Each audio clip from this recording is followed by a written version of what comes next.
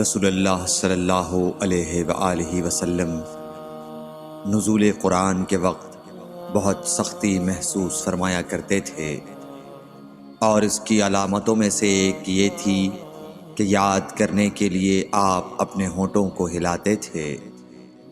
ابن عباس رضی اللہ تعالیٰ عنہ نے کہا، میں اپنے ہونٹوں کو ہلاتا ہوں جس طرح آپ ہلاتے تھے۔ سعید کہتے ہیں، میں بھی اپنے ہونٹ ہلاتا ہوں جس طرح ابن عباس رضی اللہ تعالیٰ عنہ کو میں نے ہلاتے دیکھا۔ پھر انہوں نے اپنے ہونٹ ہلائے۔ ابن عباس رضی اللہ تعالیٰ عنہ نے کہا، پھر یہ آیت اتری کہ اے محمد، قرآن کو جلد جلد یاد کرنے کے لیے اپنی زبان نہ ہلاؤ، اس کا جمع کر دینا اور پڑھا دینا ہمارا ذمہ ہے۔ حضرت ابن عباس رضی اللہ تعالیٰ عنہ کہتے ہیں، یعنی قرآن آپ صلی اللہ علیہ وآلہ وسلم کے دل میں جمع دینا اور پڑھا دینا ہمارے ذمہ ہے۔ پھر جب ہم پڑھ چکے تو اس پڑھے ہوئے کی اتباع کرو۔ ابن عباس رضی اللہ تعالیٰ عنہ فرماتے ہیں، اس کا مطلب یہ ہے آپ اس کو خاموشی کے ساتھ سنتے رہو، اس کے بعد مطلب سمجھا دینا ہمارے ذمہ ہے۔ پھر یقیناً یہ ہماری ذمہ داری ہے کہ آپ اس کو پڑھو، یعنی اس کو محفوظ کر سکو۔ چنانچہ اس کے بعد جب آپ کے پاس حضرت جبرائیل علیہ السلام وحی لے کر آتے تو آپ توجہ سے سنتے۔ جب وہ چلے جاتے تو رسول اللہ صلی اللہ علیہ وسلم اس وحی کو اس طرح پڑھتے جس طرح حضرت جبرائیل علیہ السلام نے اسے پڑھا تھا۔ صحیح بخاری حدیث نمبر 5۔ رسول اللہ صلی اللہ علیہ وآلہ وسلم سب لوگوں سے زیادہ جواد، سخی تھے، اور رمضان میں دوسرے اوقات کے مقابلے میں جب جبرائیل علیہ السلام آپ صلی اللہ علیہ وآلہ وسلم سے ملتے بہت ہی زیادہ جود و کرم فرماتے۔ جبرائیل علیہ السلام رمضان کی ہر رات میں آپ صلی اللہ علیہ وآلہ وسلم سے ملاقات کرتے اور آپ کے ساتھ قرآن کا دورہ کرتے۔ غرض حضرت صلی اللہ علیہ وآلہ وسلم لوگوں کو بھلائی پہنچانے میں بارش لانے والی ہوا سے بھی زیادہ جود و کرم فرمایا کرتے تھے۔ صحیح بخاری حدیث نمبر 6۔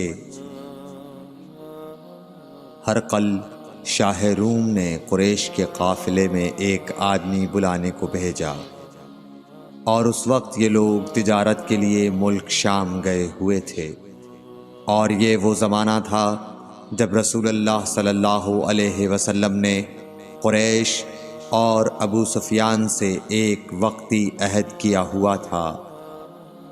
جب ابو سفیان اور دوسرے لوگ ہرقل کے پاس ایلیا پہنچے جہاں ہرقل نے دربار طلب کیا تھا، اس کے گرد روم کے بڑے بڑے لوگ، علماء، وزراء و امراء بیٹھے ہوئے تھے۔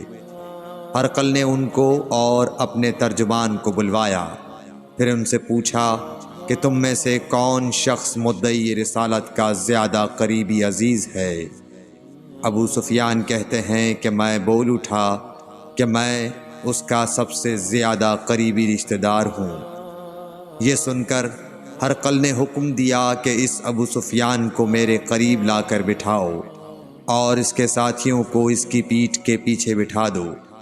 پھر اپنے ترجمان سے کہا کہ ان لوگوں سے کہہ دو کہ میں ابو سفیان سے اس شخص یعنی محمد صلی اللہ علیہ وسلم کے حالات پوچھتا ہوں، اگر یہ مجھ سے کسی بات میں جھوٹ بول دے تو تم اس کا جھوٹ ظاہر کر دینا۔ ابو سفیان کا قول ہے کہ خدا کی قسم، اگر مجھے یہ غیرت نہ آتی کہ یہ لوگ مجھ کو جھٹلائیں گے تو میں آپ صلی اللہ علیہ وسلم کی نسبت ضرور غلط گوئی سے کام لیتا۔ خیر، پہلی بات جو ہرقل نے مجھ سے پوچھی وہ یہ کہ اس شخص کا خاندان تم لوگوں میں کیسا ہے؟ میں نے کہا وہ تو بڑے اونچے عالی نسب والے ہیں۔ کہنے لگا اس سے پہلے بھی کسی نے تم لوگوں میں ایسی بات کہی تھی؟ میں نے کہا نہیں۔ کہنے لگا اچھا اس کے بڑوں میں کوئی بادشاہ ہوا ہے؟ میں نے کہا نہیں۔ پھر اس نے کہا بڑے لوگوں نے اس کی پیروی اختیار کی ہے یا کمزوروں نے؟ میں نے کہا نہیں، کمزوروں نے۔ پھر کہنے لگا اس کے تابعدار روز بڑھتے جاتے ہیں یا کوئی ساتھی پھر بھی جاتا ہے؟ میں نے کہا نہیں۔ کہنے لگا کیا اپنے اس دعوی نبوت سے پہلے کبھی کسی بھی موقع پر اس نے جھوٹ بولا ہے؟ میں نے کہا نہیں۔ اور اب ہماری اس سے صلح کی ایک مقررہ مدت ٹھہری ہوئی ہے، معلوم نہیں وہ اس میں کیا کرنے والا ہے۔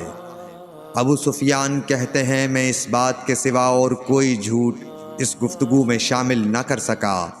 ہرقل نے کہا کیا تمہاری اس سے کبھی لڑائی بھی ہوئی ہے؟ ہم نے کہا کہ ہاں۔ بولا پھر تمہاری اور اس کی جنگ کا کیا حال ہوتا ہے؟ میں نے کہا لڑائی ڈول کی طرح ہے، کبھی وہ ہم سے میدان جنگ جیت لیتے ہیں اور کبھی ہم ان سے جیت لیتے ہیں۔ ہرقل نے پوچھا وہ تمہیں کس بات کا حکم دیتا ہے؟ میں نے کہا وہ کہتا ہے کہ صرف ایک اللہ ہی کی عبادت کرو، اس کا کسی کو شریک نہ بناؤ، اور اپنے باپ دادا کی شرک کی باتیں چھوڑ دو، اور ہمیں نماز پڑھنے، سچ بولنے، پرہیزگاری اور صلہ رحمی کا حکم دیتا ہے۔ یہ سب سن کر پھر ہرقل نے اپنے ترجمان سے کہا کہ ابو سفیان سے کہہ دے کہ میں نے تم سے اس کا نسب پوچھا تو تم نے کہا کہ وہ ہم سے عالی نسب ہے، اور پیغمبر اپنی قوم میں عالی نسب ہی بھیجے جایا کرتے ہیں۔ میں نے تم سے پوچھا کہ دعوی نبوت کی یہ بات تمہارے اندر اس سے پہلے کسی اور نے بھی کہی تھی؟ تو تم نے جواب دیا کہ نہیں۔ تب میں نے اپنے دل میں کہا کہ اگر یہ بات اس سے پہلے کسی اور نے کہی ہوتی تو میں سمجھتا کہ اس شخص نے بھی اسی بات کی تقلید کی ہے جو پہلے کہی جا چکی ہے۔ میں نے تم سے پوچھا کہ اس کے بڑوں میں کوئی بادشاہ بھی گزرا ہے؟ تو تم نے کہا کہ نہیں۔ تو میں نے دل میں کہا کہ ان کے بزرگوں میں سے کوئی بادشاہ ہوا ہوگا تو کہہ دوں گا کہ وہ شخص اس بہانے اپنے آباء و اجداد کی بادشاہت اور ان کا ملک دوبارہ حاصل کرنا چاہتا ہے۔ اور میں نے تم سے پوچھا کہ اس بات کے کہنے یعنی پیغمبری کا دعویٰ کرنے سے پہلے تم نے کبھی اس کو دروغ گوئی کا الزام لگایا ہے؟ تم نے کہا کہ نہیں۔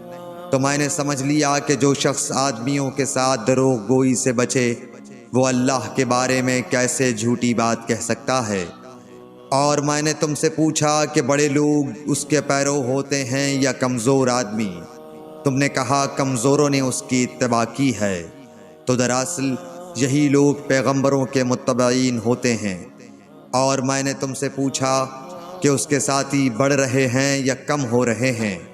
تم نے کہا کہ وہ بڑھ رہے ہیں، اور ایمان کی کیفیت یہی ہوتی ہے حتیٰ کہ وہ کامل ہو جاتا ہے۔ اور میں نے تم سے پوچھا کہ آیا کوئی شخص اس کے دین سے ناخوش ہو کر مرتد بھی ہو جاتا ہے؟ تم نے کہا نہیں۔ تو ایمان کی خاصیت بھی یہی ہے، جن کے دلوں میں اس کی مسرت رچ بس جائے وہ اس سے لوٹا نہیں کرتے۔ اور میں نے تم سے پوچھا کہ آیا وہ کبھی عہد شکنی کرتے ہیں؟ تم نے کہا نہیں۔ پیغمبروں کا یہی حال ہوتا ہے، وہ عہد کی خلاف ورزی نہیں کرتے۔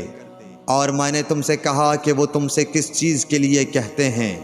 تم نے کہا کہ وہ ہمیں حکم دیتے ہیں کہ اللہ کی عبادت کرو، اس کے ساتھ کسی کو شریک نہ ٹھہراؤ، اور تمہیں بتوں کی پرستش سے روکتے ہیں، سچ بولنے اور پرہیزگاری کا حکم دیتے ہیں۔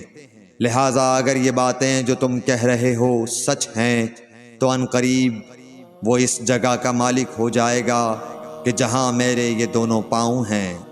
مجھے معلوم تھا کہ وہ پیغمبر آنے والا ہے، مگر مجھے یہ معلوم نہیں تھا کہ وہ تمہارے اندر ہوگا۔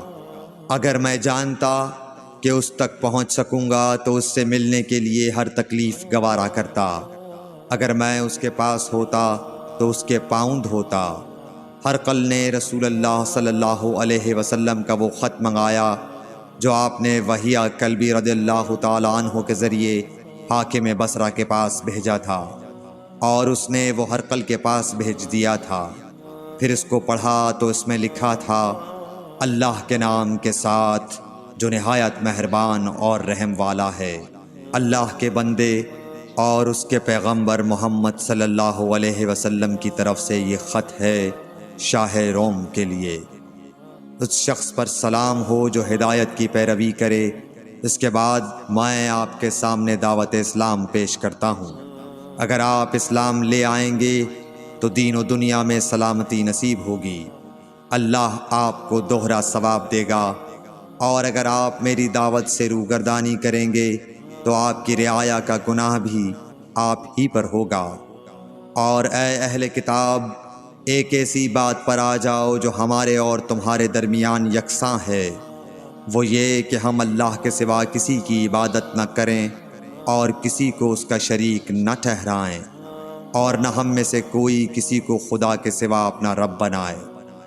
پھر اگر وہ اہل کتاب اس کتاب سے منہ پھیر لیں تو مسلمانوں، تم ان سے کہہ دو کہ تم مانو یا نہ مانو، ہم ایک خدا کے اطاعت گزار ہیں۔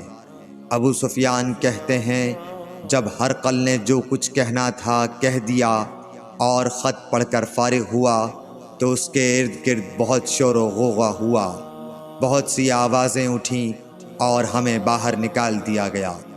تب میں نے اپنے ساتھیوں سے کہا کہ ابو کبشہ کے بیٹے حضرت صلی اللہ علیہ وسلم کا معاملہ تو بہت بڑھ گیا۔ دیکھو تو اس سے بنی اصفر روم کا بادشاہ بھی ڈرتا ہے۔ مجھے اس وقت سے اس بات کا یقین ہو گیا کہ حضور صلی اللہ علیہ وسلم عنقریب غالب ہو کر رہیں گے، حتیٰ کہ اللہ نے مجھے مسلمان کر دیا۔ راوی کا بیان ہے کہ ابن ناطور ایلیا کا حاکم ہرقل کا مصاحب اور شام کے نصارہ کا لاٹ پادری بیان کرتا تھا کہ ہرقل جب ایلیا آیا ایک دن صبح کو پریشان اٹھا تو اس کے درباریوں نے دریافت کیا کہ آج ہم آپ کی حالت بدلی ہوئی پاتے ہیں، کیا وجہ ہے؟ ابن ناطور کا بیان ہے کہ ہرقل نجومی تھا، علم نجوم میں وہ پوری مہارت رکھتا تھا۔ اس نے اپنے ہم نشینوں کو بتایا کہ میں نے آج رات ستاروں پر نظر ڈالی تو دیکھا کہ ختنہ کرنے والوں کا بادشاہ ہمارے ملک پر غالب آ گیا ہے۔ بھلا اس زمانے میں کون لوگ ختنہ کرتے ہیں؟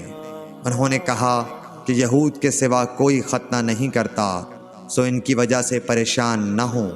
سلطنت کے تمام شہروں میں یہ حکم لکھ بھیجیے کہ وہاں جتنے یہودی ہوں سب قتل کر دیے جائیں۔ وہ لوگ انہی باتوں میں مشغول تھے کہ ہرقل کے پاس ایک آدمی لایا گیا جسے شاہ غسان نے بھیجا تھا۔